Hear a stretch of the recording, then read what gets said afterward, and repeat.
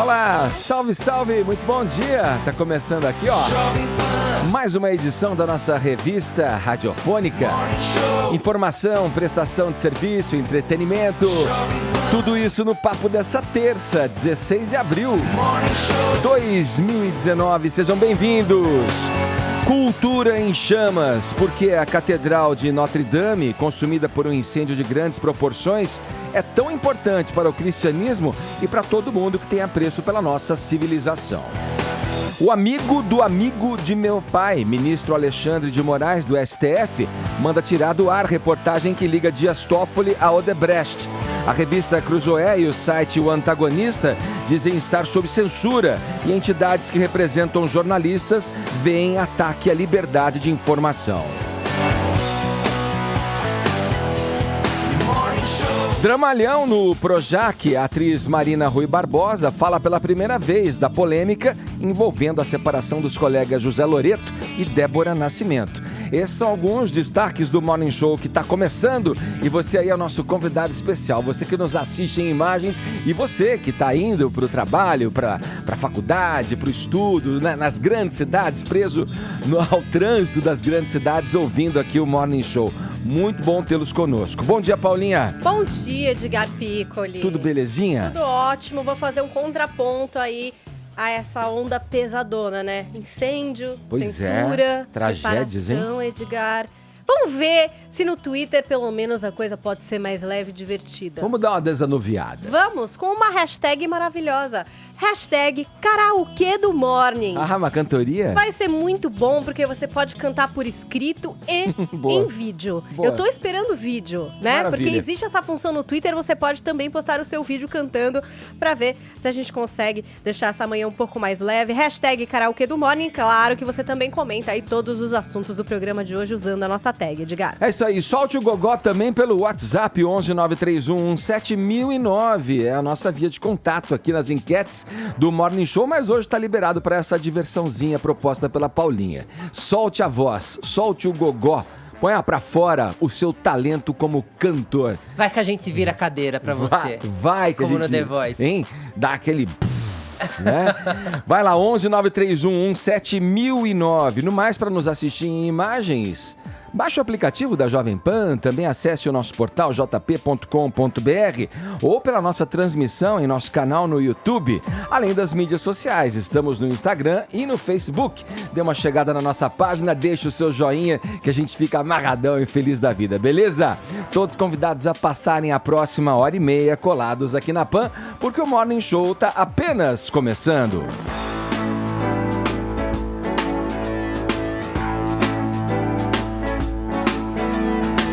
Vamos abrir o noticiário acionando o nosso correspondente na Europa, Ulisses Neto. Boa tarde para você já aí na Europa, Ulisses.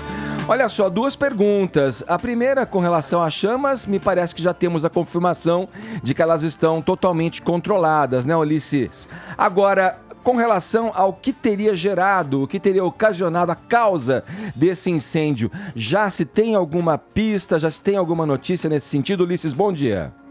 Oi, Edgar, bom dia para todo mundo que acompanha o Morning Show aqui em Londres, 2h03 da tarde, e realmente as chamas foram controladas na madrugada dessa terça-feira, mas foram 15 horas no total para que os bombeiros conseguissem extinguir de vez as chamas lá na Catedral de Notre Dame.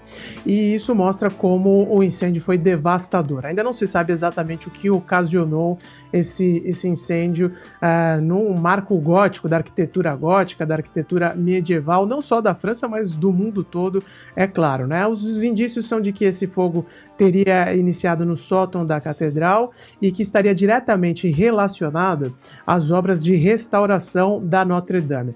E aí até um ponto curioso, porque no ano passado a Igreja Católica na França fez um apelo para as autoridades do país, também para todos os fiéis franceses que colaborassem para esse projeto de restauração da Notre Dame, porque a situação da estrutura era realmente muito ruim. É uma obra que levou 200 anos para ser concluída, e na verdade não foi concluída, né? Até durante todo esse período foi recebendo novas características, novas construções, mas ela é uma obra que foi iniciada ainda no século XII. Então, tem mais de 850 anos de história, dá pra gente imaginar como os métodos de construção, como tudo é muito diferente do que existe hoje. Então, esse processo de restauração, ele era muito importante. Várias estátuas de bronze que ficavam no teto da Notre Dame tinham sido até retiradas nos últimos dias, e tudo isso indica que pode haver sim uma relação, é o que as autoridades francesas estão falando nesse momento, mas são 50 peritos atuando já a partir de hoje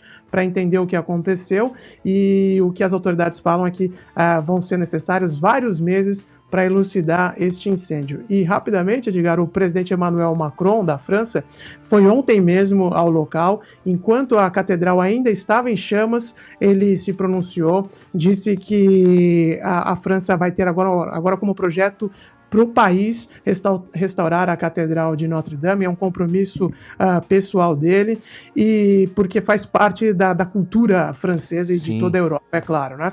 2 bilionários franceses já prometeram até doar 300 milhões de euros para esse projeto de restauração, Edgar. O Ulisses, você falou, né? Ontem eu fiz... A gente está com um áudio, eu não sei de onde vem, se é uma ambulância que passa ali por perto da vizinhança na vizinhança do Ulisses, ou alguma... Deve ser do incêndio de Notre Dame. Mas a catedral, uma catedral com o início da construção em 1163, século XII, retratada aí, como você falou, Ulisses, não é só uma obra de importância para o cristianismo, para os cristãos, para os católicos, mas é um marco histórico que atravessou séculos e viu muita coisa acontecer, sobreviveu à Revolução Industrial, serviu como armazém e lugar de estoque de alimentos durante os períodos de recessão na Europa e na França, mais especificamente. Foi retratada pelo Victor Hugo, né, esse escritor clássico que escreveu Notre Dame, o Corcunda de Notre Dame, em torno desse marco, desse monumento histórico que é a catedral, e vários outros eventos, né, Paulinha? Realmente faz parte da história da França, como o Ulisses ressaltou aí, 856 anos de história, desse que é o ponto turístico mais visitado da França, Edgar. Muita gente pode imaginar que é a Torre Eiffel, mas na verdade não, é a Catedral Notre Dame, com 13 milhões de visitantes ao ano. Então, esse prédio, que faz parte do Patrimônio Mundial da Humanidade desde 1991, como você mesmo explicou aqui, é um marco não só da arquitetura, mas também da história do cristianismo. É uma catedral que pode abrigar ali no seu interior 9 mil fiéis, então é realmente muito grande, que passou por guerras, revoluções, principalmente a Revolução Francesa, quando em 1789 ela foi bastante destruída, chegou a virar um depósito de bebidas, e depois, o que é que aconteceu? Ela foi ressacralizada pelo Napoleão Bonaparte em 1804, quando ali ele gostaria de ser coroado rei. Inclusive é uma história bastante curiosa, Edgar, porque essa celebração de coroação do Napoleão Bonaparte, onde ele e a mulher escolheram vestir branco, foi onde nasceu a tradição das noivas se vestirem de branco para os seus casamentos. Então, realmente, tem muita história ali na Catedral de Notre Dame, que significa Nossa Senhora. E a gente ontem recebeu aqui na Jovem Pan o professor de História da Arte, João Braga, que deu uma aula nos Pingos nos Is a respeito da história da catedral e também a respeito desses tesouros da arte que estavam também ali. Não só da arte, mas da história do cristianismo. Sim. Vamos conferir quais são esses tesouros que eu imagino que a gente tenha perdido. A gente ainda não tem essa constatação, mas vamos ver quais são esses tesouros aí na palavra do João Braga. Ele comprou, tá, de um basileu, que é um imperador oriental, tá, a possível coroa de espinhos de Cristo. Tá? Então, não se tem a certeza, tá? E 2 cravos que prenderam Cristo no lenho, tá? Com isso, tá, esta coroa hoje está no acervo dos tesouros da Notre Dame, né? Atrás, né, e você não tem acesso público, tá? Você precisa entrar nos tesouros, né? E ela não era exposta com regularidade. Atrás, exatamente do altar, havia uma réplica dessa coroa que era uma visitação diária, tá? Enfim, tá? Então eu não sei o que aconteceu também com a possível coroa de espinhos de Cristo que pertence ao acervo da Notre Dame, né? Entre inúmeros outros paramentos, entre inúmeros objetos de arte sacra, né? Fora as obras de arte, que era inteira com obras de arte, né? São chamados 1º de maio. Então, as ordens, né, ou seja, os sindicatos dos trabalhadores faziam promessas, tá, pelo trabalho, e no dia 1º de maio, que é o dia do trabalho, um dia mundial do trabalho, eles doavam obras de arte que eles pagavam aos artistas em agradecimento, como se fosse um ex-voto. Então, a Notre Dame, nas suas capelas laterais, é cheia, tá, dessas obras de arte, que eu acredito que tenham sido danificadas também. Aí o professor João Braga falando a respeito dessa coroa, né, de espinhos de Cristo, que foi adquirida pelo Luís IX no século XII, Edgar. Mas também existem outras questões, por exemplo, o vitral da igreja, que foi feito por alquimistas, que envolve uma história super cheia de preciosismos aí da história do... Né? Exatamente, e que, olha para vocês terem uma ideia do cuidado que eles tinham para preservar essa história. Na Segunda Guerra, quando havia ameaça disso ser bombardeado, de se perder esse vitral, eles chegaram a retirar esse que é o maior vitral gótico do mundo, feito... e enterraram para que ele fosse preservado, para depois recolocar. E agora, com incêndio, isso, por exemplo, é alguma coisa que se perde. Então, mesmo que se reconstrua, né? Porque a estrutura é em pedra, a grande maioria da estrutura da igreja em pedra, isso não se perde, né? Até a gente vê as fotos hoje de manhã e a gente não consegue entender o impacto por aquela foto externa. Mesmo que se reconstrua, mesmo que se refaça, existem coisas que realmente se perderam e isso não tem volta, Edgar. Deixa eu participar o Ulisses novamente aqui. A Europa toda, né, ficou consternada, o mundo todo viu o que aconteceu em tempo real, né, com o incêndio em Notre Dame, Ulisses. Queria dividir com você aqui, que você assistisse conosco um vídeo dos cidadãos, dos parisienses ali, né, um vídeo muito bacana que circulou pelas redes sociais, as pessoas rezando e cantando no entorno ali, até onde se podia chegar, enquanto esse símbolo do cristianismo, do catolicismo, ardia em chamas. Vamos dar uma olhada.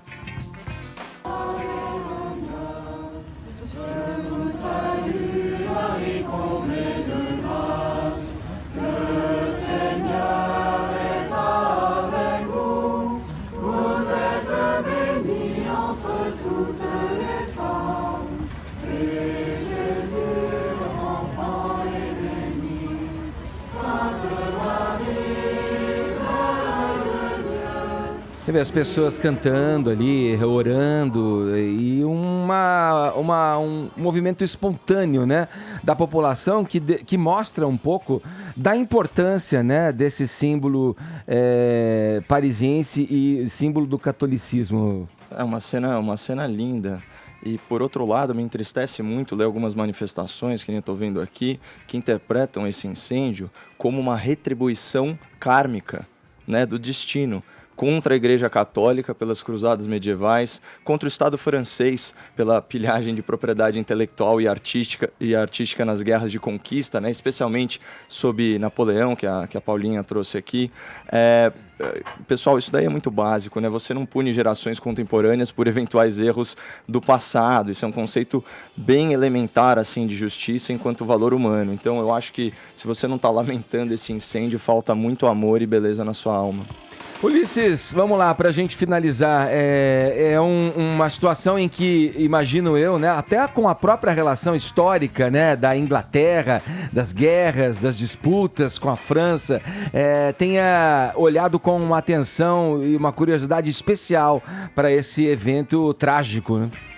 Sem dúvida alguma, Edgar. E até para adicionar no comentário que o Caio acabou de fazer, muito importante mesmo, porque tem muita gente, principalmente nas redes sociais aí no Brasil, fazendo associação também com a entrada de imigrantes na França, muçulmanos, uma bobajada sem nenhum fundamento, né? Agora, em relação à Inglaterra, de fato, há uma influência muito forte da cultura francesa aqui também, é claro, pela história entre os dois países, e principalmente da Notre Dame, uma das principais construções religiosas aqui do Reino Unido é a Abadia de Westminster, e ela é diretamente influenciada, né? Ela é data anterior da construção da Abadia de Westminster, mas, a Abadia de Westminster foi construída originalmente antes da Catedral de Notre Dame, mas depois ela foi reformada no estilo gótico, influenciada na Catedral Francesa. E só para finalizar, Edgar, acho que outro ponto também muito importante, mais cedo no Jornal da Manhã a gente ouviu a entrevista da professora Roseli Delbo, da Faculdade de Arquitetura e Urbanismo Mackenzie, e ela relatava que tudo bem, já existe essa comoção muito grande para a reconstrução, doações financeiras, do presidente Macron também assumindo como um projeto pessoal dele, da nação, do Estado francês reconstruir a Notre-Dame, mas o que será reconstruído, né? De qual forma? Porque a arquitetura também é uma atividade intelectual, né? E qual será a mensagem passada agora nessa nova Catedral de Notre-Dame? Vai ser apenas uma reconstrução, como se fosse a Disneylândia, né? Fazer uma reprodução, uma mera reprodução do que existia, ou vai ser um espaço ali que vai ter uma representação e que vai se comunicar com a história passada, mas que será, sem dúvida alguma, uma obra do século XXI. Esse é o trabalho intelectual mais importante que começa a partir de agora lá na França também. Tá certo. Obrigado, Ulisses, pela conversa, pelas informações. Bom trabalho para você aí em Londres. Obrigado, Edgar. Um bom dia a todos. Por um lugar onde você, né, vê transpassar pela história, né, a beatificação de Joana d'Arc, né, a coroação do Napoleão Bonaparte, né? E bem como você falou, essa história do Corcunda de Notre Dame, que era também uma denúncia do descaso com Notre Dame, né? A catedral realmente estava super largada essa época, e depois esse romance que se motivou a reforma e a construção da torre principal. Então aí no que o Ulisses falou, realmente, qual será que vai ser o tom dessa construção, já que algumas coisas que foram perdidas são insubstituíveis, né? Talvez não faça sentido tentar se reproduzir exatamente algo que é irreproduzível, entendeu? Até porque a própria flecha, né, já era um adereço, digamos assim, um ornamento já feito posteriormente, né, em outros tempos. Tem uma consequência para esse incêndio também que pouca gente está prevendo, mas existe um nicho de turismo chamado turismo macabro, né, no mundo, em que as pessoas gostam, sei lá, de visitar usinas radioativas. Criptas ou lugares alvos de tragédia. Então, a partir de agora, a Notre Dame vira um ponto turístico às avessas. As pessoas passarão aí a Notre Dame para ver os frutos do incêndio, o resultado do incêndio e como vai ser essa reconstrução, assim. O Caio trouxe essa questão, né, da associação, as pessoas falando em resposta kármica, tudo.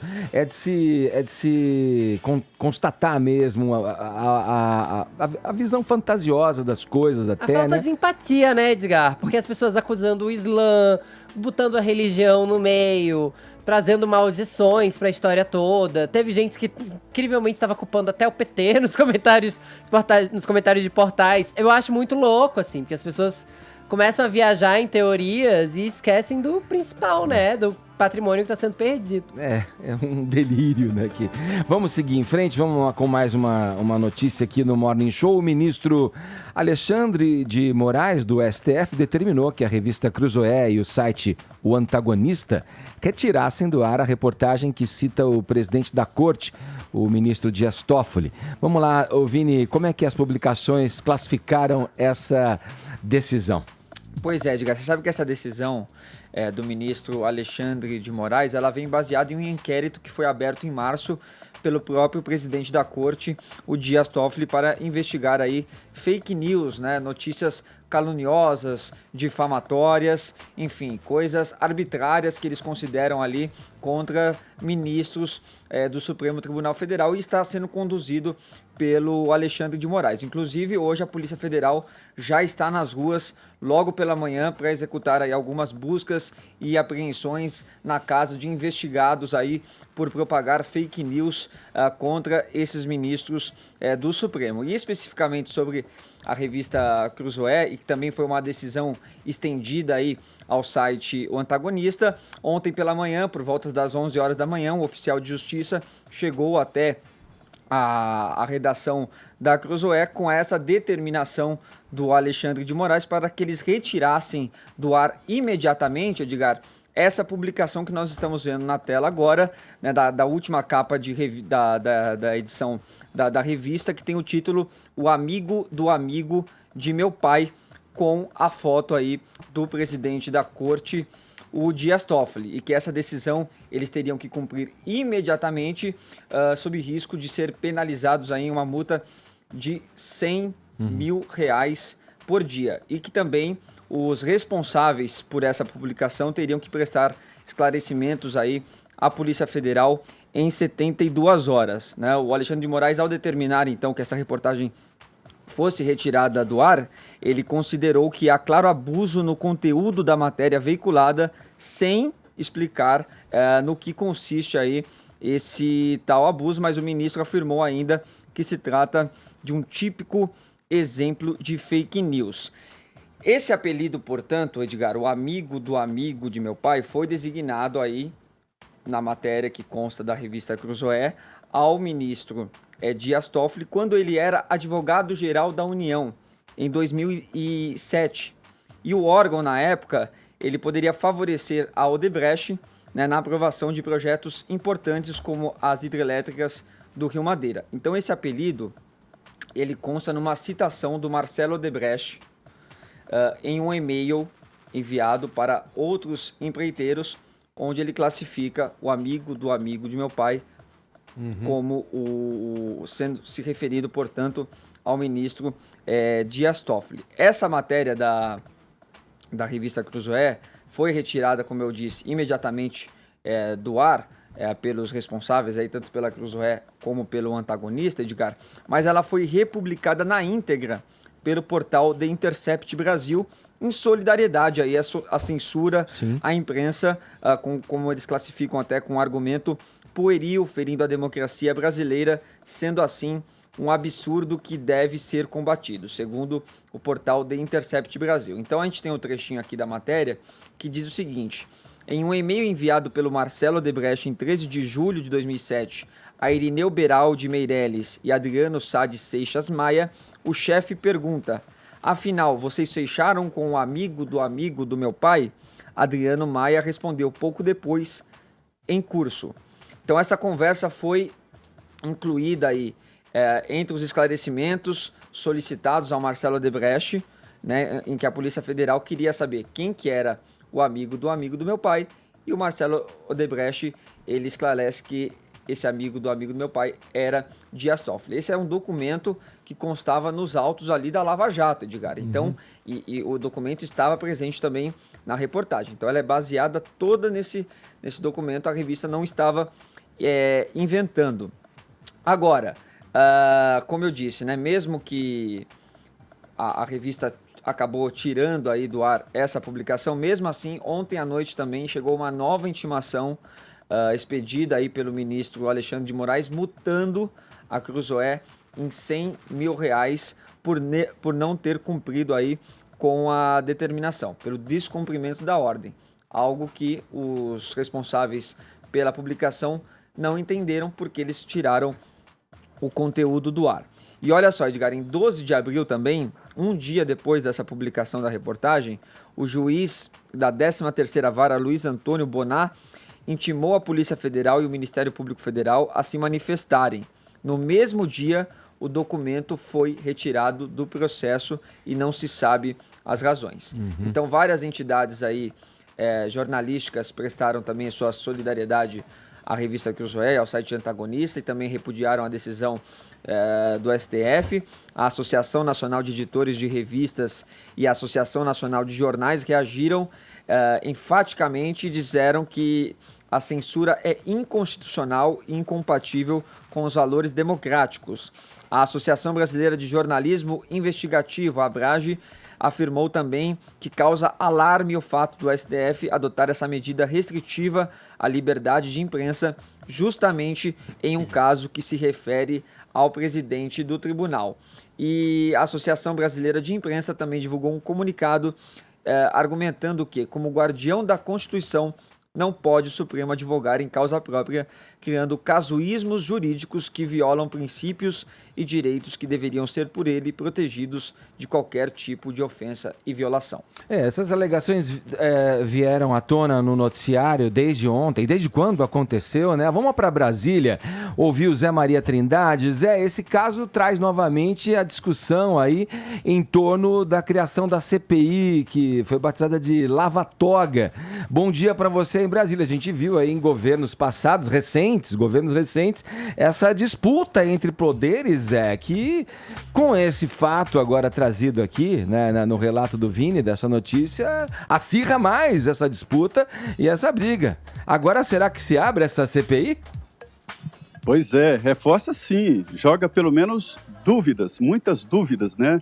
Olha, Vini, durante a ditadura, a censura era normal, e os filmes e todo evento esportivo tinha que ter a tal censura, tinha que passar por censura, assim como shows, né? Era normal aquele carimbo de censura há tantos anos ou censura para todos. Mas depois da Constituição de 88, já houve também censuras determinadas pelo Supremo Tribunal Federal. Eu me lembro, por exemplo, que até pouco tempo o Estado de São Paulo era proibido, foi censurado de publicar matérias sobre a família José Sarney. A ex-TV, que foi extinta, né, a TV Manchete, teve também censurado um filme sobre a história do ex-presidente Fernando Collor. E vários outros são pontuais, mas com censura. Neste caso, o que há de mais estranho nisso tudo, Edgar, é o seguinte, é porque o inquérito criado pelo Supremo Tribunal Federal de forma inédita, determinado pelo presidente, o ministro Dias Toffoli, que proclamou, essa é uma palavra bonita, nova, não autoproclamou, mas proclamou o ministro Alexandre de Moraes como relator, pois não. Zé, tá falhando o som do Zé. Vamos tentar restabelecer a comunicação com o Trindade? Edgar, e veja, quando é perguntado ao Marcelo Odebrecht o que seria o em curso, ele disse que não pode responder, que só quem poderia responder são os diretores, são os diretores, sim, no caso ali,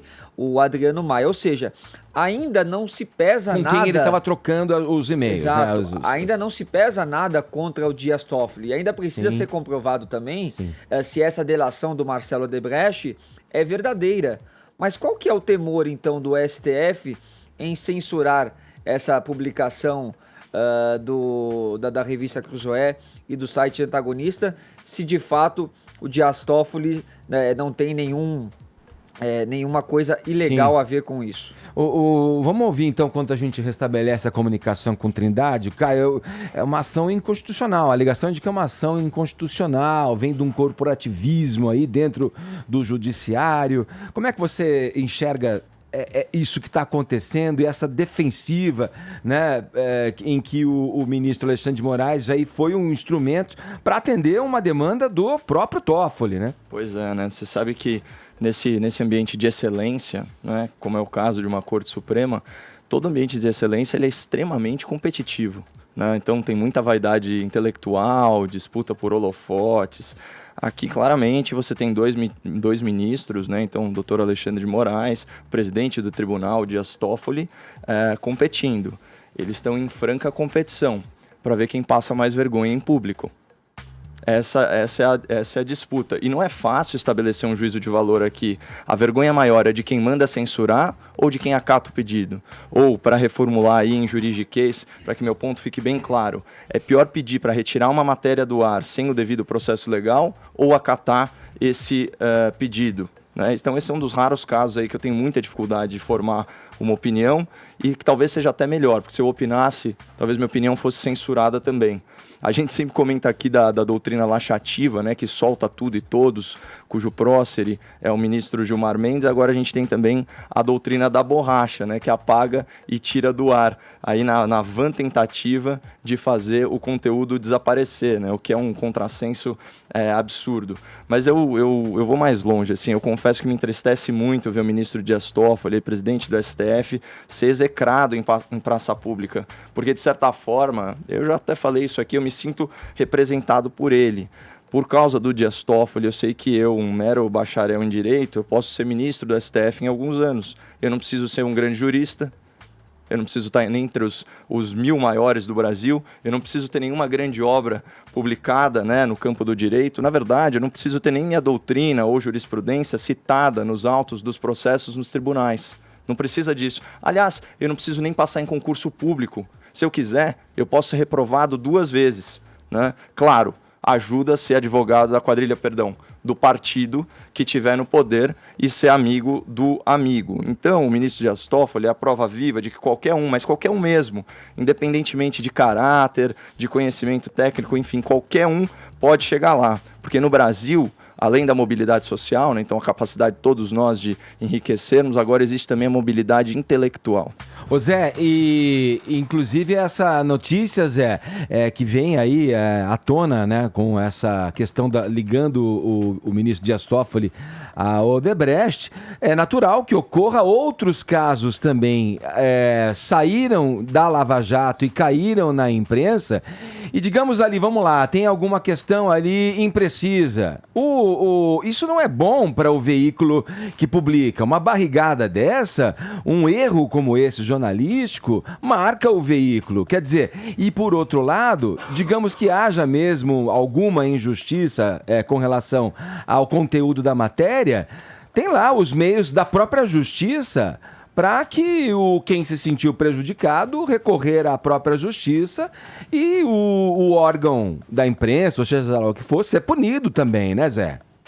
Sim, já existem casos aí de punições graves, inclusive com dinheiro ou mesmo com retratação pública, né? Mas esta decisão demonstra que não existe mais censura no mundo, porque quando se impede um veículo de publicar, outros milhares republicam em outras instâncias, em outros países, né? Ou seja, impede totalmente. Este inquérito, Edgar, reforça a possibilidade da abertura da CPI da Lava Toga. Ainda não há desistência no Senado e cria aspectos esquisitos. Olha, Caio, juízes aqui me dizem, juízes federais que eu converso, me dizem que isso aí criou um debate entre eles. Quem é que vai denunciar os prováveis responsáveis depois deste inquérito? O Supremo vai denunciar e o Supremo que vai julgar, eles não têm foro especial. Então é tudo esquisito. E veja bem, hoje está nas ruas uma operação secreta da Polícia Federal em 3 estados, São Paulo, Goiás e aqui em Brasília, com 8 buscas e apreensões de pessoas que estariam agredindo ou ameaçando ministros do Supremo Tribunal Federal. A única informação sobre esta operação de hoje até agora é o general Paulo Chagas, que disse no seu Twitter que foi visitado pela Polícia Federal com busca e apreensão sobre este assunto. Veja bem quanta incompreensão foi jogada aí, né, nesse inquérito que ninguém sabe exatamente onde é que vai dar. Um assunto complicado. Além do general da reserva Paulo Chagas, as notícias vão chegando agora, viu, Edgar?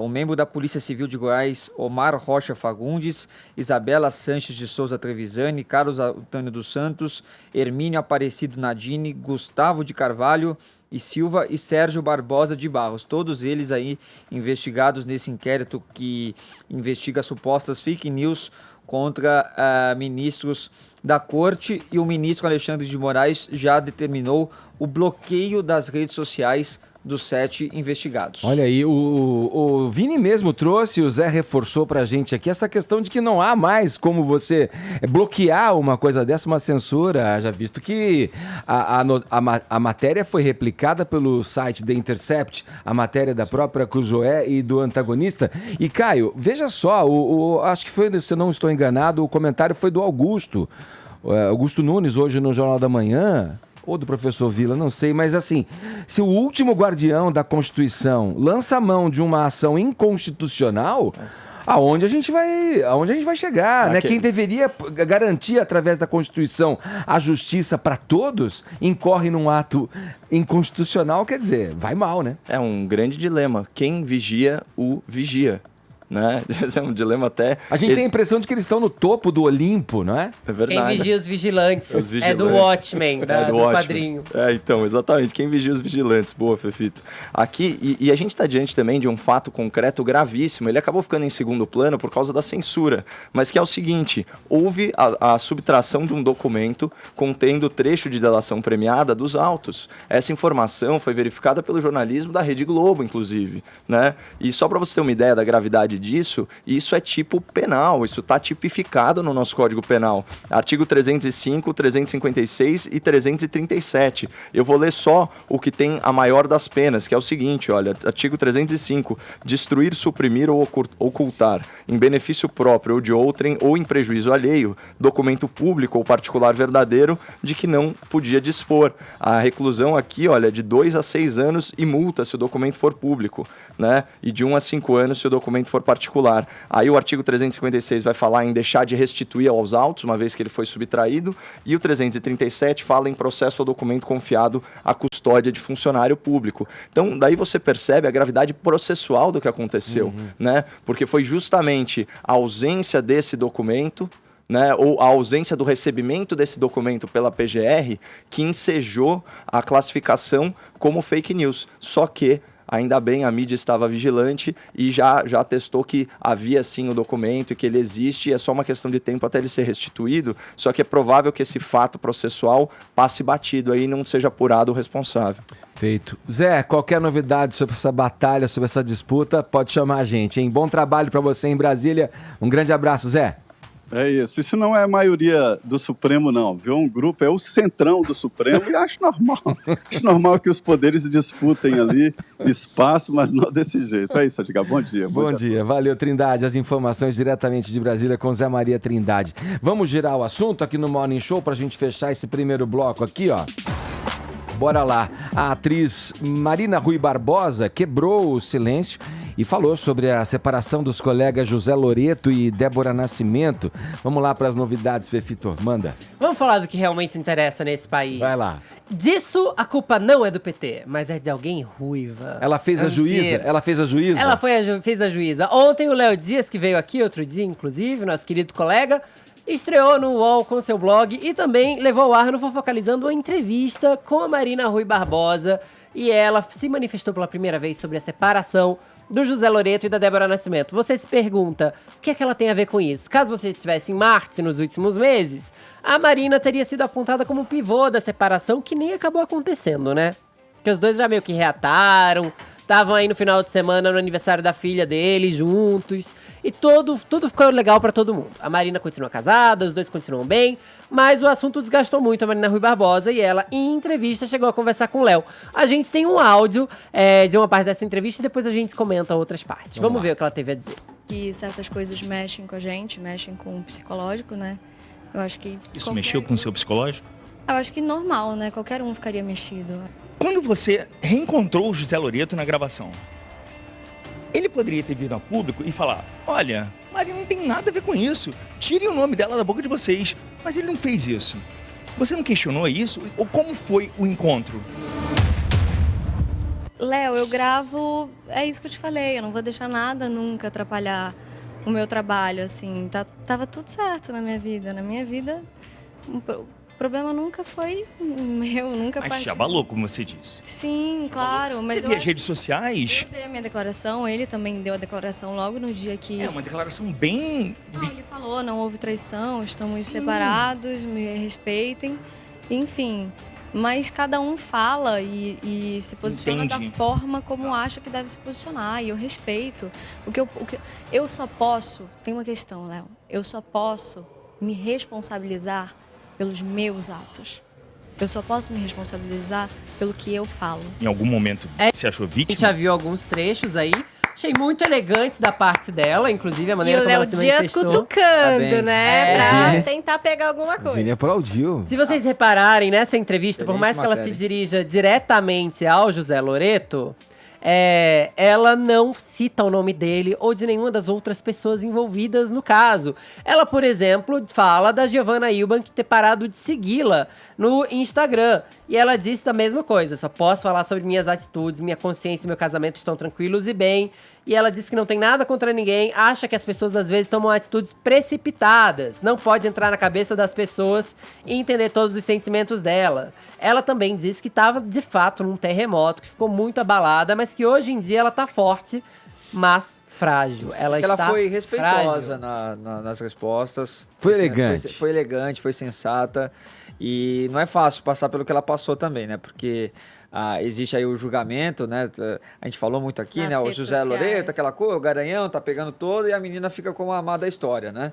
Então, Destruidora de lares. Exatamente. E eu acredito, né, que ela realmente não teve nada a ver com isso daí, foi jogada nessa história, amigas deixaram de ser amigas, então assim, deve ter passado por um Caluniada nas momento redes bastante sociais turbulento. o tempo inteiro. Pois é. Depois mudou, né? Ela ganhou 400 mil seguidores e tal, mas ela deixa claro na entrevista também que nada disso compensa. Porque é uma exposição muito grande, ela ficou de fato muito abalada.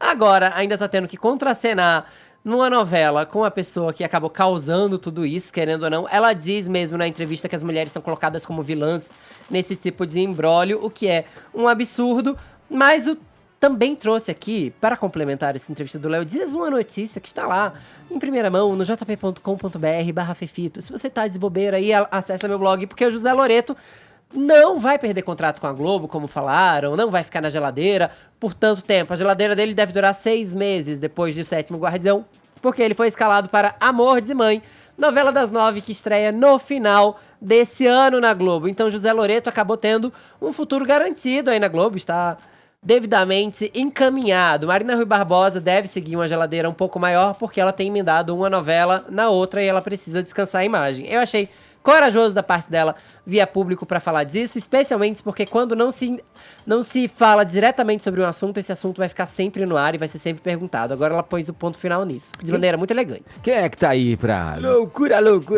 Vou chamar Juliano todo mundo Fuch. pro Saltimbu. 10h40, horário de Brasília. Jovem Pan Morning Show. Jovem Pan Morning Show. A importância da reforma da Previdência, a Jovem Pan está exibindo aqui todos os dias na programação, depoimentos de entusiastas da reforma. Agora a gente vai ouvir Nadir Moreno, presidente da UPS no Brasil. Estamos extremamente atrasados. É de suma importância que isso seja aprovado para que o positivismo e a confiança que tem iniciado desde o ano passado com as mudanças, né, com a eleição presidencial e de governo, que isso se consolide de que as mudanças realmente, de fato, vão acontecer. Porque se ela não acontecer, essa confiança, que na verdade ainda é na teoria, ela vai se dissipar porque na verdade não vai acontecer na prática. Então, sim, não podemos deixar que ela passe em absoluto. Temos que aprovar com certeza. Precisamos disso para garantir que o nosso país saia de todo o problema que nós tivemos durante os últimos anos, para que tenha um futuro muito melhor e muito mais seguro e garantido economicamente para os nossos filhos e as próximas gerações, né? E para nós mesmos. Nova Previdência. Justa para todos. Urgente para o Brasil. E você pode entrar nesse assunto mandando uma mensagem em vídeo aqui para a Jovem Pan, num canal especial para isso, 11 97465 1630. Pode manifestar a sua opinião a respeito da reforma da Previdência. 11 97465 1630. O passaporte diplomático do bispo Edir Macedo, dono da TV Record, gerou polêmica no mundo político. Vamos lá, Vini. Tem gente reclamando aí do Bolsonaro, né? Mas vamos lá. O que ele fez foi reproduzir uma prática, na verdade, do ex-presidente Lula, não é isso? Teve um bloqueio ali em determinado momento, né, da emissão desses passaportes, mas agora o Bolsonaro concedeu ao Edir Macedo. E a mulher dele, é isso? Isso, Edgar, porque esse tipo de passaporte diplomático é concedido, né, sempre ali ao presidente, ao vice, a ministros, governadores, só que desde os anos 2000, ele também é concedido ali para líderes religiosos, né? E o Lula acabou também ali colocando, além de líderes religiosos católicos, de outras religiões também. Então, em 2006, ele acabou concedendo esse passaporte diplomático ao Edir Macedo. Então, o passaporte ele tem ali uma validade, né, de 2, 3 anos, e depois você tem que ir renovando. Então, sempre foi sendo renovado, acabou não sendo renovado no governo Temer, né, quando o ministro das Relações Exteriores era o José Serra. E agora foi concedido novamente ao Edir Macedo aí também, e a mulher dele, a Esther Eunice Rangel Bezerra, esse passaporte diplomático. E o Itamaraty justificou que com este passaporte, Edgar, o titular poderá desempenhar de maneira mais eficiente as suas atividades em prol das comunidades brasileiras no exterior. E o Ministério entende também que, por serem líderes da Igreja Universal do Reino de Deus, que beneficia, entre outras, comunidades brasileiras em dezenas de países, os requerentes exercem atividade continuada de relevante interesse para o Brasil, que exige numerosas viagens ao exterior e justifica a emissão de passaporte diplomático em seu nome. E agora, esse passaporte aí para o Edir e para a esposa terá a validade de 3 anos, Edgar. O Vini, vamos falar sobre isso, porque tem muita crítica em torno disso, gera um falatório, né, com as frases, não é bicho, não é brinde, né, e há aí um desvio de finalidade, o passaporte deveria ser emitido só quem está em emissão diplomática de fato ali, né, em curso. E eu me lembro, Vini, até em função de um post que é bem legal, explicando o assunto que a Vera Magalhães fez em cima de uma matéria da revista Exame, que no caso do Serra, quando teve essa interrupção, né, o bloqueio, né, da emissão desses passaportes diplomáticos, foi meio em cima do tema da laicidade, do Estado brasileiro, tudo, né? Agora, é uma questão polêmica, né? É uma questão... O que vocês pensam a respeito disso? Caio, o que você acha? Então, essa história de conceder passaporte diplomático para lideranças religiosas é uma prática que remonta aí aos tempos do Império, Edgar. A questão é que antes isso era reservado aí para a fé oficial, né, do nosso país, que era a fé católica. Então, trazendo para a nossa realidade contemporânea, né, de sincretismo religioso, acho que desde que haja aí uma equanimidade entre as correntes religiosas, portanto que esse benefício não seja concedido só a lideranças religiosas do cristianismo, mas também das demais fés, eu não vejo problema nenhum, especialmente porque ninguém é objetivamente prejudicado com esse fato. Inclusive, do ponto de vista dos outros privilégios diplomáticos, especialmente da mala diplomática, que é aquela que não pode ser revistada, não é o caso. O passaporte diplomático não garante o direito à chamada mala diplomática, né? E eu acho que, de fato, as lideranças religiosas, elas refletem aí movimentos espontâneos e orgânicos da sociedade. Portanto, o prestígio formal a essas lideranças religiosas, ele reflete o prestígio social que elas já conquistaram. Então, para mim, sinceramente, eu não vejo problema nenhum. Mas eles não estão em missão diplomática. Os religiosos não estão em missão diplomática. Você acha que mesmo assim isso se justifica? Eu, pessoalmente, acho que religioso nenhum deveria ter passaporte diplomático. E se aplica a diplomatas. O próprio nome já diz. Eu acredito o seguinte, bom, uma das funções do diplomata é representar o Estado, né, que nada mais é do que uma das formas de manifestação da sociedade. E da mesma forma a liderança religiosa. Mas eu concordo contigo, tem que ser um padrão fundado na isonomia. Ou tem para todo mundo, né? Ou não tem para ninguém, ou estabelece-se aí, vamos dizer assim, um determinado número de passaportes, tantos para essa vertente religiosa, tantos para outra. O importante é não prejudicar nenhuma fé, porque, como foi bem colocado, né, o Estado é laico, ele não é ateu. Então, ele contempla as diferentes fés, né, dentro de um ambiente do Estado democrático de direito. Esse argumento do Estado laico, Edgar, foi justamente o que utilizou a AGU na época que ela foi consultada pelo Lula em 2006 a respeito dessa possibilidade de conceder ali a diplomacia a líderes religiosos. A AGU foi contra, dizendo, não, nós vivemos em um Estado laico e só por ele ser um religioso não é um benefício a que ele teria sido credenciado para conseguir, né? Mas mesmo assim o Ministério foi lá e acabou concedendo. O Caio fala, não traz um prejuízo, mas de alguma maneira leva um benefício, né? Sim. Já tem um benefício. Você poderia, não me ocorre agora os benefícios para quem tem o passaporte diplomático. Eles são relacionados à logística. Ele não entra na fila de imigração. Mas tem a mala vigiada, como você falou. No caso, então, a mala diplomática não se aplica a quem tem passaporte diplomático. Então, ele ainda é sujeito à revista. Por exemplo, tem alguns países em que o cidadão comum ele precisa requisitar visto. Né? Tendo o passaporte diplomático, a questão do visto, então, assim, vamos dizer assim, é um privilégio de ordem burocrática e logística que não traz para o erário público nenhum prejuízo. Mas eu fico me perguntando, no caso do Edir Macedo, sei lá, ele vai viajar, vai inaugurar o templo em Miami, na Flórida. Na África tem um monte de igrejas. Ele vai. Então ele não poderia fazer esse trânsito como um líder religioso? Como qualquer um de nós. O famoso plus a mais. É um plus a mais, Eu fiquei né? com uma dúvida também, tipo, o que define o líder religioso que vai ter esse passaporte? Essa excelente pergunta. Tipo assim, tudo bem, o bispo Edir Macedo a gente sabe que é a ponta máxima da igreja universal. Universal, exato. Agora, um pastor aí Igreja também... Universal e da Record, né? Tipo, um pastor também poderia? É o bispo na igreja católica? Ou quem... Entendeu? Tipo, aí eu não sei, na Ubanda, por exemplo, quem seria? Eu não sei solução também. do Sabe governo assim, Lula, quem é que seria? Pelo que eu vi, a solução do governo Lula era justamente o estabelecimento de cotas pré-determinadas. Então, eram 2 passaportes, acho que para cada corrente religiosa, era alguma coisa desse tipo. Eu não sei como o governo Bolsonaro vai lidar com isso. É que causa estranhamento, porque... Primeiro que eu acho que o Lula já não tinha que ter dado passaporte diplomático para ninguém, né? Já vamos partir desse ponto. Mas causa estranhamento que o Bolsonaro tenha renovado esse passaporte, e especialmente para o Edir Macedo, porque a gente sabe que as relações do Bolsonaro com a Record são muito mais próximas. Ele não dá entrevista para a Globo, dá sempre para a Record. Por exemplo, muita gente está inclusive dizendo que a verba publicitária da Record tem aumentado ou irá aumentar nesse governo. Então, há indício de uma proximidade entre o Bolsonaro e esse bispo, e o Edir Macedo.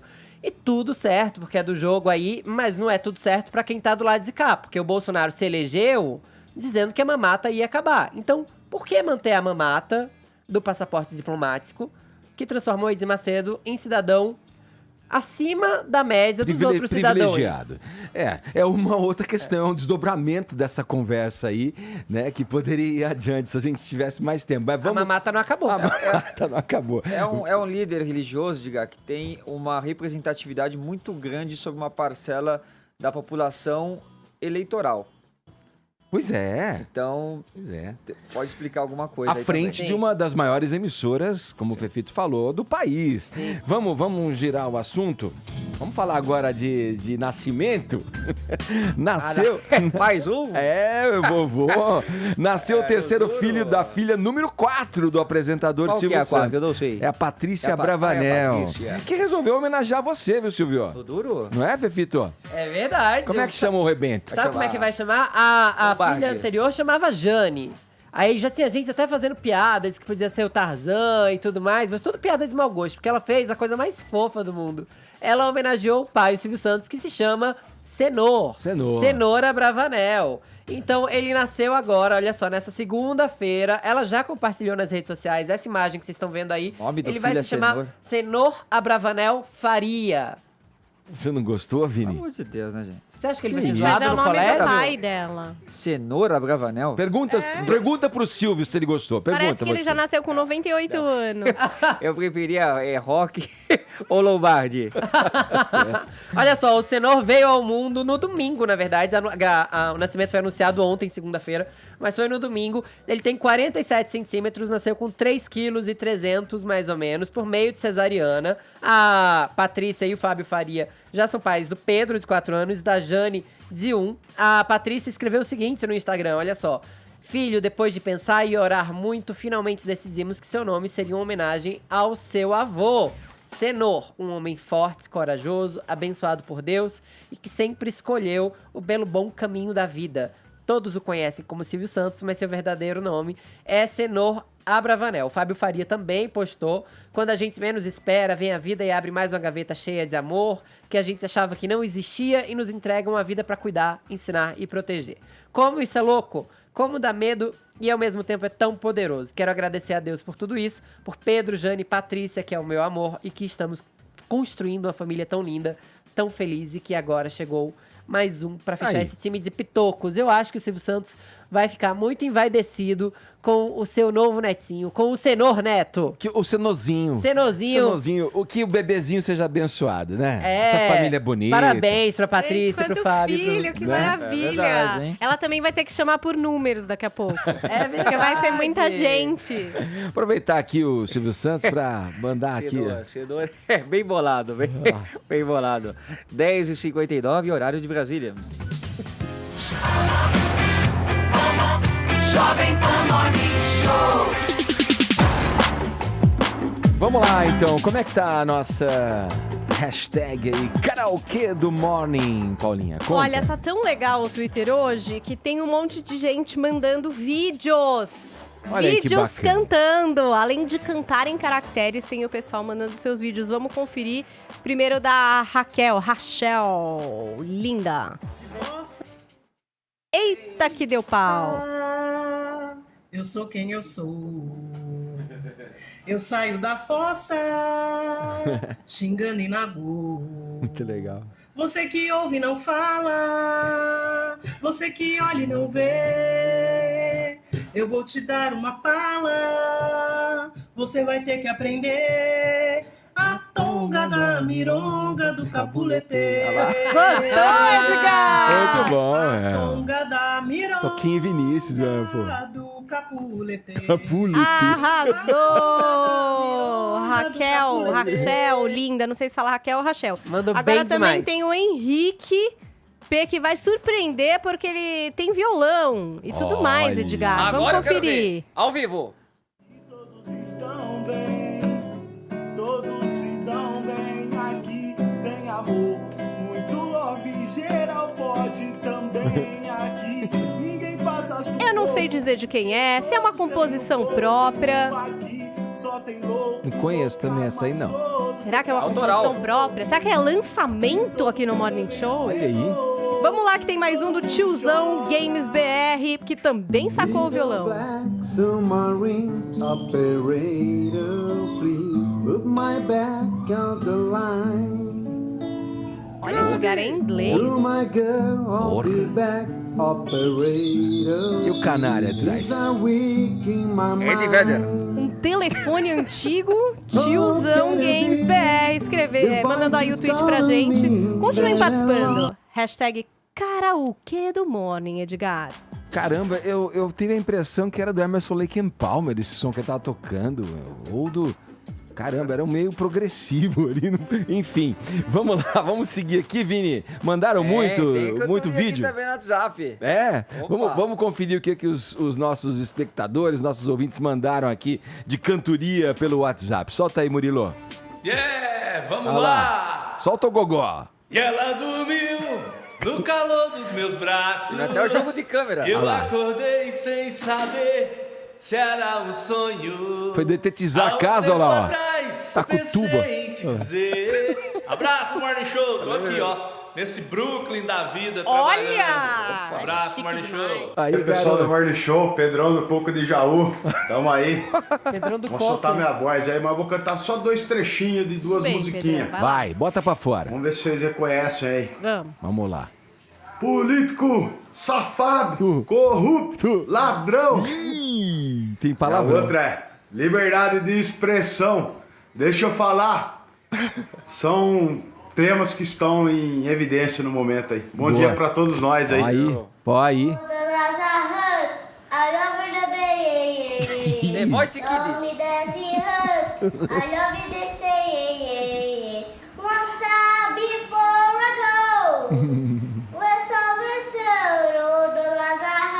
É a música nova do Alok.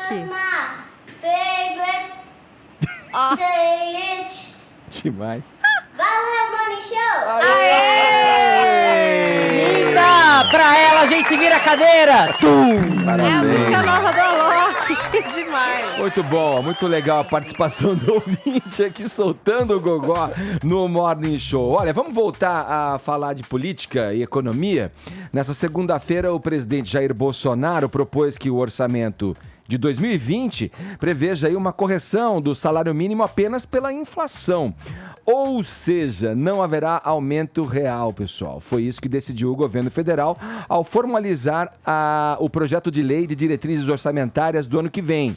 Para nos ajudar a entender melhor como ficarão as coisas, está aqui com a gente no estúdio nossa colega Denise Você Campos aqui, a de Denise. Toledo. É que vai. Vai lá, Você vai. aqui, a Denise, Por vai fa- explicar Ô, pra presidente, você. por favor, Bolsonaro. Não, que eu não entendo dessas coisas aí. Economia você não entende. Denise vai explicar direitinho aí. Você não vai Ok? meter a mão no Não. preço da... Lá é o Paulo Guedes, aqui é a Denise. Tá bom, Denise.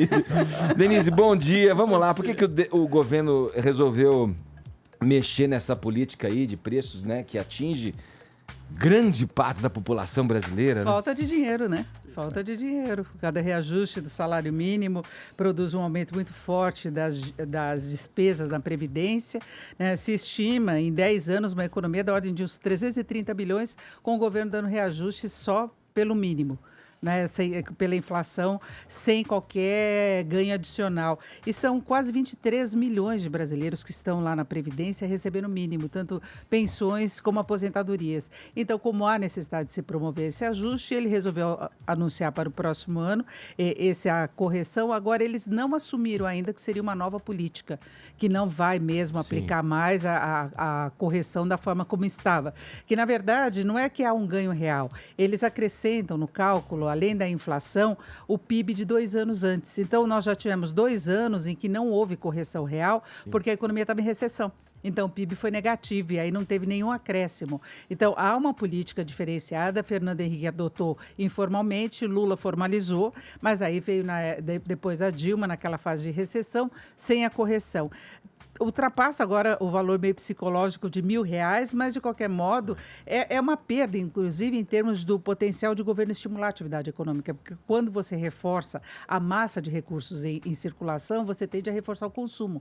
E o Brasil está precisando disso. O problema é que falta dinheiro, né, Edgar? Esse que é o grande problema. Agora é ver como é que o Congresso vai encarar essa mudança. Tem de passar pelo Congresso uma nova política que eles ficaram de apresentar, talvez no final do mês, aí formalmente, como vai ser a correção, porque agora essa correção para o ano que vem veio no projeto de lei de diretrizes orçamentárias. Então, o governo estima uma inflação, a partir dessa inflação também o crescimento, e com base nisso ele estima quanto que vai ter de receita. E aí vê o que cabe nessa receita. Sim. E aí não cabe um reajuste acima da inflação para o salário mínimo. Porque o governo, mesmo com a reforma da Previdência, ele trabalha com um horizonte de déficits ainda por alguns anos. Então, a correção não vai ser imediata, o rombo que recebeu de herança foi imenso, a economia está crescendo pouco, então gera menos imposto, e aí o saldo final das contas também não fica confortável. Então, é o possível, né? Eles estão fazendo muita política do possível, com essa tentativa de ajustar as despesas o máximo que der, para viabilizar superávites, recuperar a credibilidade, enfim, não dá para continuar trabalhando no vermelho, né? Denise, eu estou pensando aqui enquanto você fala, são tantas as informações que a gente trata e recebe diariamente. Teve recentemente uma questão do valor do salário mínimo, né? Que ficou ali dentro de ao invés de se ter um reajuste que atingiria um determinado número, voltou-se atrás. Eu não me lembro se foi aí já no governo Bolsonaro ou se foi ainda com o Temer no comando do país. Mas teve um valor em que eu me lembro que foi muito criticado, poxa, por a questão simbólica. Exatamente, porque você projeta uma inflação, então você não sabe exatamente qual vai ser a inflação e eles acabaram reduzindo um pouquinho o valor na hora. Porque você dá uma arredondada, porque nesse cálculo aqui eles estão... para baixo. Exatamente. Não, eu peguei os números aqui, Denise. Exatamente, que eles conferiram. Então, tem esse problema de você estimar a inflação, porque eles estão projetando o valor do ano que vem. Então, você tem mais ou menos a previsão da inflação até o ano que vem. Eles utilizam, inclusive, as projeções do mercado financeiro. Aí, se lá na frente dá errado, tem um ajuste em função do novo dado. Sim. É isso. Nesse caso que o Edgar falou, foi o seguinte, o Congresso, né, ano passado, então... Foi já com o Bolsonaro? Não, foi com o Temer, É a transição, na verdade. Mas valendo agora. Valendo agora, porque o Congresso ele tinha aprovado um salário de R$ 1.006, certo? Com base numa estimativa de inflação de 4,2%. Só que a inflação que se verificou foi 3,5%, então eles estavam propondo um aumento de R$ 954 para R$ 998. Nesse caso, teria um aumento real. A gente já deve estar o quê? No terceiro ou quarto ano? Não então, passou do mil. Exatamente, não passou do R$1.000. mil. Agora, Edgar, eu acho que vale salientar ainda que, do ponto de vista da população em geral, os estados podem praticar salários diferentes. Eles ajustam. E aqui em São Paulo, por exemplo, o valor que está valendo desde 1º de abril para empregados domésticos é R$ 1.163,55. Então, tem uma diferença nos estados. Agora, você segurar o salário mínimo, você acaba aumentando a desigualdade social que nós temos no país. Né? Em relação à Previdência, haverá uma discussão também nesse aspecto, porque você continua tendo uma vinculação, porque ainda não há uma desvinculação dos benefícios do salário mínimo. Então, você não tem correção real, você tem correções menores para aqueles que ganham menos. Agora, acaba com uma briga que a gente tem na Previdência, uma reclamação constante, que são aquelas pessoas, por exemplo, que no começo da aposentadoria recebem mais do que o mínimo, e o mínimo tendo aumento real, essas aposentadorias cada vez mais ficam perto do mínimo. Então, as pessoas falam, antes eu ganhava 2, 3 salários mínimos, e ao longo do tempo eu estou ganhando agora quase um salário mínimo apenas. Então, é pela diferença aí de correção. Agora, eu acho que um outro exemplo de que o governo está com o cobertor curto é que ele tem essa preocupação do ponto de vista social, até por ponto de vista de popularidade, ele vai conceder o 13º salário para o Bolsa Família, mas não vai ter correção este ano. Porque não cabe as duas coisas. Então, não dá para corrigir e pagar ainda o 13º. Denise, então, eu tenho uma outra pergunta sobre esse tema também. Pelo que eu estava vendo, além de não dar um aumento real no salário mínimo, o governo também determinou que não vai haver, né, pelo menos pela LDO, não vai haver nenhum reajuste para nenhuma carreira pública, exceto aquele projeto que já está encaminhado dos militares. É isso mesmo? E contratações também do lado deles. Eles não vão contratar em nenhuma outra área. Pelo menos está cortando na própria carne. Inclusive, dos militares. Então, eles estão cortando as despesas com o pessoal também. Além da Previdência, tem essa outra preocupação. Eles devem facilitar, inclusive, as demissões, de alguma forma, do lado das estatais. Então, aqueles planos de demissão, porque há necessidade de enxugar a máquina, porque a despesa com a folha é muito grande, e os estados têm de passar por um processo muito parecido, porque eles gastam absurdamente. Houve um inchaço até para garantir apoio político, houve muita essa preocupação, gastança absurda, né? Junto com essa decisão de não dar aumento real para o salário mínimo, também veio uma decisão de que não haverá concurso público em 2020. Exatamente. Então, só na área militar que pode haver alguma diferença. Então, essas medidas não são muito impopulares? São impopulares, são restritivas do crescimento, porque você tem mais desemprego, né? Você tem menos aumento de massa salarial. Agora, é a necessidade de fazer ajuste, né? É quando você organiza uma empresa, quando você organiza uma casa, se você não está conseguindo mais bancar o que você tem de despesa, você vai lá e corta. Não dá para ficar nessa situação de vulnerabilidade financeira que o país está. Então, todo investidor olha para cá e fala, olha, esse país em algum momento pode dar calote. Exato. Então, você não pode ter uma gestão irresponsável. Não é boa do ponto de vista social essa decisão. Claro que não é, vai causar insatisfação, pode dar problemas lá na tramitação até da reforma no Congresso. O Congresso pode barrar essa nova política que vai ser apresentada pelo governo, não é? Porque tem meio uma situação de confronto aí em alguns assuntos, mas é a situação possível diante do que nós temos. Ô, né? Denise, você vê, quando mexe com a base, né, da sociedade, né? Quer dizer, está mexendo na questão do salário mínimo sem oferecer o aumento real. Sim. Só uma questão de reajuste com relação a perdas no período e tal, né? Agora, eu acho que esse governo do Jair Bolsonaro, ele vem com a proposta dessa enxugada na máquina. Você comentou dos cargos comissionados, esses cargos aí que estão sendo todos revistos, que em outros governos não se cuidou desse lado, né? Não se olhou para esse lado. Aumentou demais. E a gente via, entrava governo, saía governo, que todos os veículos de imprensa, a mídia toda falava o inchaço da máquina, a máquina é dispendiosa, a máquina gasta mais do que arrecada. Quantas vezes você não veio aqui neste mesmo programinha de rádio, Denise, falando desse desequilíbrio? Quer dizer, com relação à medida ser impopular, alguma hora esse remédio amargo teria de vir. Sim. Né? E aí há um mérito, né, pelo menos na intenção do governo. Eu acho que a questão, eu acho talvez... que o que é ruim é você tomar essas medidas no momento que a economia está crescendo pouco. Está crescendo pouco e mexer com a base, é isso que eu acho. A base deveria ser, de alguma maneira, poupada disso, né? Porque talvez quem vive de salário mínimo é quem está mais necessitado. Simbólico de falar, olha, eu vou reconhecer, a base precisa aquecer a economia, precisa ter poder para, inclusive, até consumir, então eu vou garantir esse reajuste você e reduz esse aumento o desequilíbrio. Real. Denise, ainda no país, quando você dá reajuste real para o salário mínimo, você vai reduzindo. E o país tem uma desigualdade muito forte. Muito. Agora é a conjuntura que Deixa tá eu te pedir para fazer uma coisa que para muita gente vai parecer óbvia, mas a última às vezes, pergunta, hein, claro, Denise, vai. Mas é que muitas vezes a gente ouve as coisas e não processa direito. Você falou que os militares são uma exceção dentro dessas decisões que foram tomadas. Há um privilégio para militares? O que é que acontece nesse sentido? Olha, os militares reclamam da questão do plano de carreira deles, que há uma defasagem, eles ganham muito pouco, né, independente de algumas condições. Então, eles aproveitaram para colocar o plano de carreira junto com as mudanças da Previdência. Uma coisa não está diretamente relacionada à outra. E foi uma carta na manga que não teve como sair fora. Não tem como sair fora, porque tem uma implicação muito forte em relação a isso. Até Rodrigo Maia reconheceu. Ele Ele falou que a discussão toda da reforma deles vai ficar para depois, reconheceu que tem essa defasagem salarial. Agora, o problema é que há uma defasagem salarial em várias outras categorias, só que essa categoria tem mais força no contexto geral, a necessidade de ter, inclusive, um plano de carreira mais eficiente. Tomara que outras categorias também passem por isso, mas quando você joga na iniciativa privada, a condição é muito diferente. Né? E os servidores, de modo geral, eles têm uma condição privilegiada ainda em relação à remuneração, em relação a benefícios, em relação à estabilidade de emprego, que é uma coisa que o trabalhador do setor privado não tem.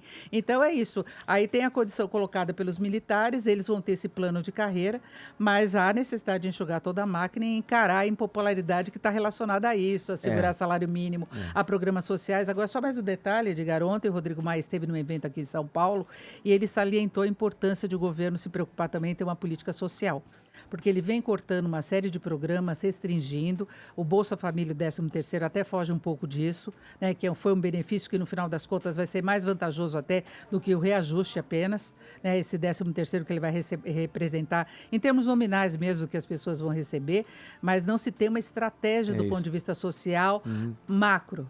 Né? Então, há necessidade de se ter isso, porque o Brasil tem uma pobreza muito grande, a miséria aumentou até o ano passado, aí é uma herança que ficou para o atual governo, mas é uma herança com a qual ele tem de lidar e ele vai ser cobrado por uma eventual situação em que não se tem uma melhora desse indicador. Né? Perfeito. Denise Campos de Toledo, muito obrigado pela explanação aqui pra gente. Viu? Ótimo dia para vocês, presidente. Para você também, presidente. Satisfeito, às vezes é preciso dar um passo para trás para dar dois para frente. Exatamente. É isso aí. Para certo. Obrigado, Denise. 11h22, horário de Brasília. Jovem Pan Morning Show. O Museu Americano de História Natural de Nova York voltou atrás na ideia de sediar um evento em homenagem ao presidente Jair Bolsonaro. Vamos lá, o que aconteceu, minha garota? É importante ressaltar que voltou atrás para sediar, mas que em 14 de maio o presidente Jair Bolsonaro deve se receber o prêmio de personalidade do ano da Câmara de Comércio Brasileira Americana, mas aí num outro endereço. Em outro endereço. É, exatamente. A verdade é que na semana passada, quando se estabeleceu ali quem era que vencia, começaram a ligar os pontinhos, sabe? Então vai ter essa premiação dentro do Museu de História Natural e quem vai receber o prêmio é o Bolsonaro. Aí começaram a acontecer o quê? Pressões através das redes sociais para que o museu não sediasse esse evento. Por quê? Porque muitos acreditam que a administração Bolsonaro vai contra constatações científicas, quer ali... Vou falar aqui, entre aspas, lotear a Amazônia ou permitir a exploração da Amazônia, o que muitos consideram uma insensatez e que não seria ali de acordo com o que o museu mesmo estabelece, propaga e defende. Então começou a surgir essa pressão em rede social mesmo. Aí o museu foi lá e falou, olha, fez um tweet dizendo que estava... vivendo uma profunda preocupação com esse jantar de gala de premiação, que, segundo eles, já tinha sido agendado, mas eles não sabiam quem seriam as personalidades homenageadas. Então, botou um alarme ali do tipo, vamos pensar aqui sobre isso que vocês estão falando e tal.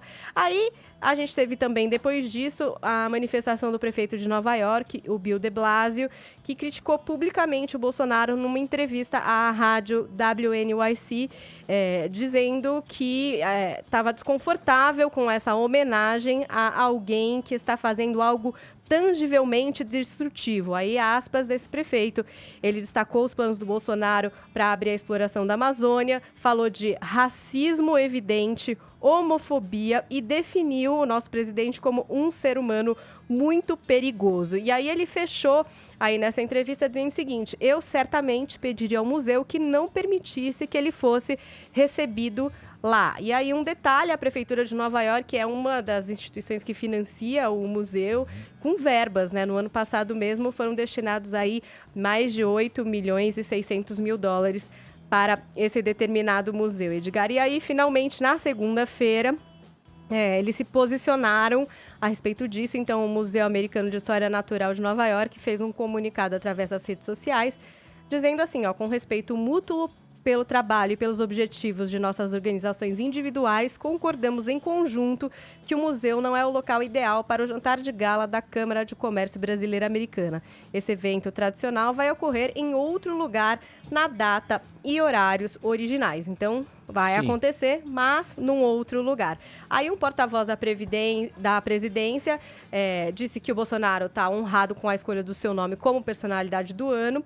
E aí tem um aspas aqui, ó. Os aspectos administrativos relativos à realização da premiação fogem da alçada dos homenageados. Não é o caso especificamente do presidente. Foge da alçada, né, dele falar sobre esse cancelamento ou não. Então ainda nada foi dito em relação a isso, mas só em relação à honraria de receber o prêmio. E a Câmara de Comércio Brasileira Americana ressalta que a relevância da premiação não tem relação com o local onde é entregue. Então, tipo, independe se é no museu ou qualquer outro lugar, o motivo desse jantar é realmente prestar a honraria que é concedida desde 2013 para duas personalidades de destaque, uma brasileira e uma norte-americana, que tenham contribuído para o desenvolvimento e a aproximação das relações financeiras e diplomáticas entre Brasil e Estados Unidos. Ô, Caio, mexeram com a mitosfera, meu. Agora a mitosfera vai reagir a isso aí. Vai boicotar esse museu. Na verdade, uma manifestação muito previsível, né? Essa questão ambiental, né, travestida de questão ambiental, na verdade, reflete o lobby globalista. A gente já abordou isso aqui várias vezes, né? Que é o Farms Here, Forest There. Então, fazendas aqui, florestas lá. O objetivo aqui é frear o desenvolvimento econômico do Brasil, endossando aí o protecionismo agrícola americano, que inclusive compete conosco no mercado internacional, por exemplo, a soja que é vendida para a China. Mas quando a gente vai para os fatos, né, o Brasil tem 66% da sua vegetação nativa preservada, ao passo que a Europa tem 25%, e os Estados Unidos, tão cheios de crítica, têm apenas 14%. Portanto, o Brasil dá aula de preservação aos Estados Unidos da América. O nosso Código Florestal, que foi promulgado no governo lulopetista da Dilma Rousseff, é uma legislação avançada do ponto de vista ambiental, que protege 80% do bioma amazônico, isso nas propriedades privadas, sem contar os parques federais e as reservas indígenas. Então, isso daí é literalmente uma cortina de fumaça com base num lobby que quer reprimir o desenvolvimento brasileiro. Pois é, e vem em função mesmo da falta de tecnologia também, né? Porque a questão do desenvolvimento é muito associada à questão agrícola. Quando você fala esse ditado aí, farms here, forest there e tal. Então, olha, agora que nós já detonamos tudo aqui, preserve lá. Mas que isso sirva também de exemplo para o Brasil, como um país em desenvolvimento, que tenha um modelo diferente, sustentável, digamos, mais humano de se desenvolver, sem que anule e devaste como eles já devastaram na Europa e nos Estados Unidos. Não poderia concordar mais. Então vamos nessa. Acabou o programa, temos premiados? Olha, eu gostaria de nós premiarmos hoje os nossos ouvintes que pediram para cantarmos Evidência, fechando a hashtag Karaokê no Morning e fechando esse programa. Você é a rainha, então, vai. Canta, você começa. Não, o diretor não quer que a gente cante. Pra encerrar.